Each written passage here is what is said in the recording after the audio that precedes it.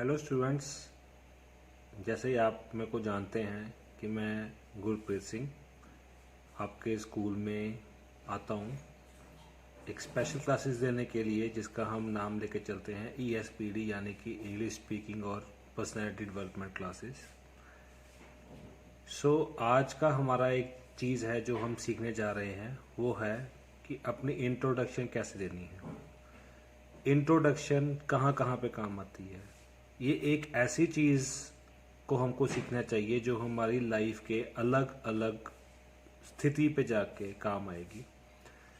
ये एक ऐसी चीज़ है जो स्कूल में भी काम आएगी, एक ऐसी चीज़ है जो कॉलेज में भी काम आएगी, और ऐसी चीज़ है जितनी भी बार आप जॉब चेंज करेंगे आपको नई नई कंपनी में वो चीज़ आपको अपने बारे में बताना पड़ेगा।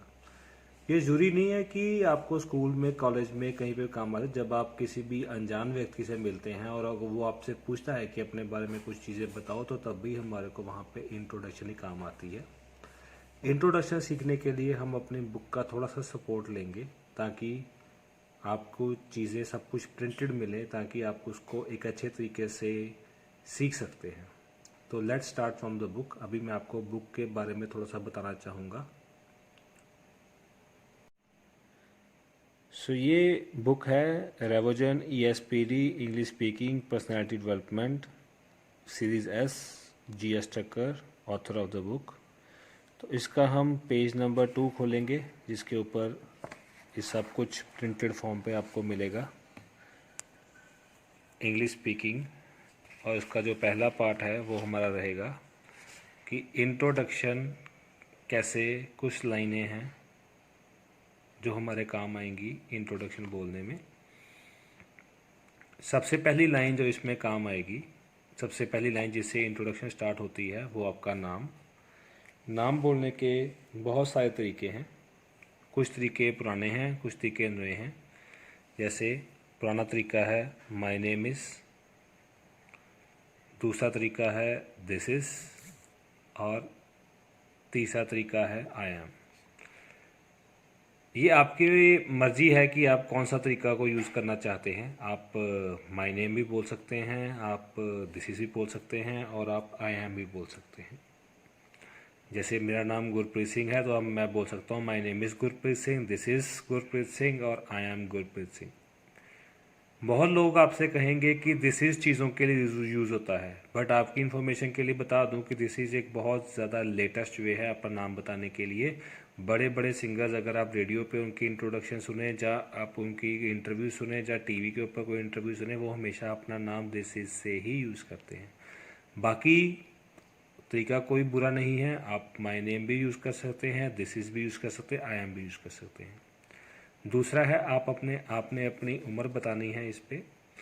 तो जितनी भी आपकी एज है उसके साथ, पर एक चीज़ का ख्याल रखिएगा कि ईयर के साथ S ज़रूर लगाइएगा। जैसे मेरी उम्र 32 साल की है, तो मैं बोल सकता हूँ I am 32 years old.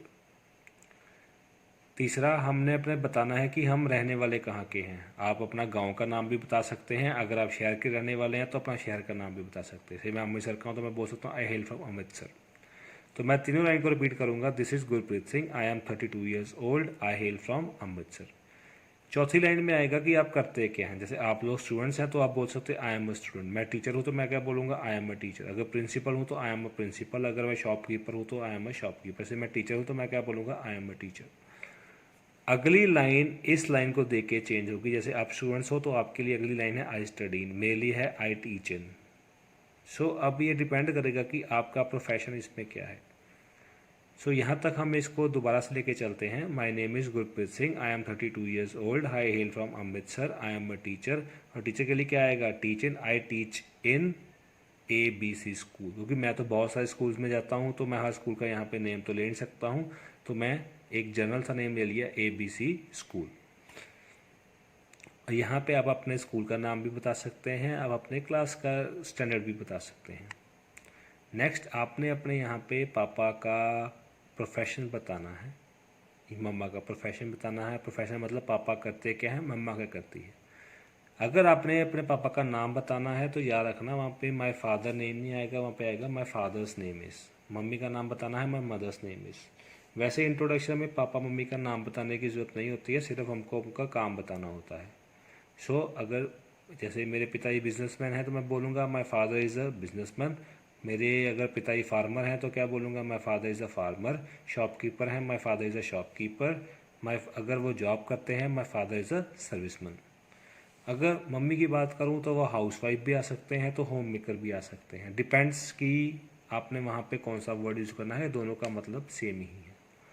Next है एक वर्ड यहाँ पे ध्यान से देखिएगा, वो है सिबलिंग। सिबलिंग का मतलब है भाई बहन।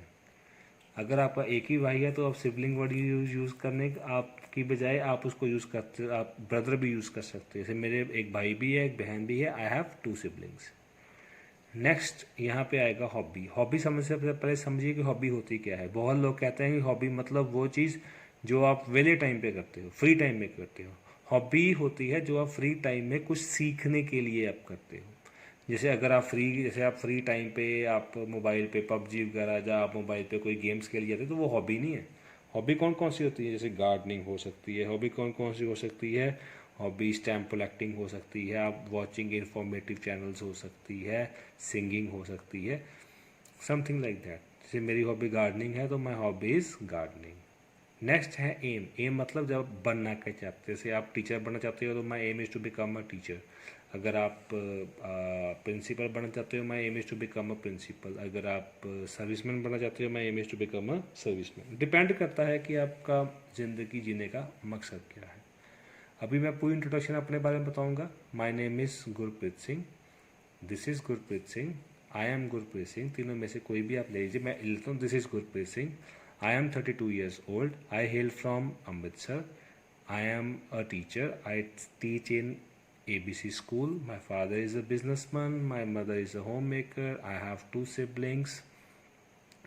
My hobbies watching informative channels. My aim is to become a successful person. Thank you.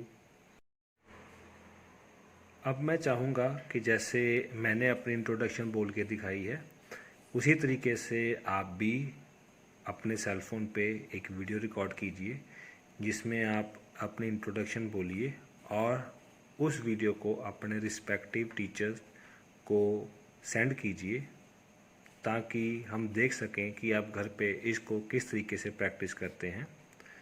फिर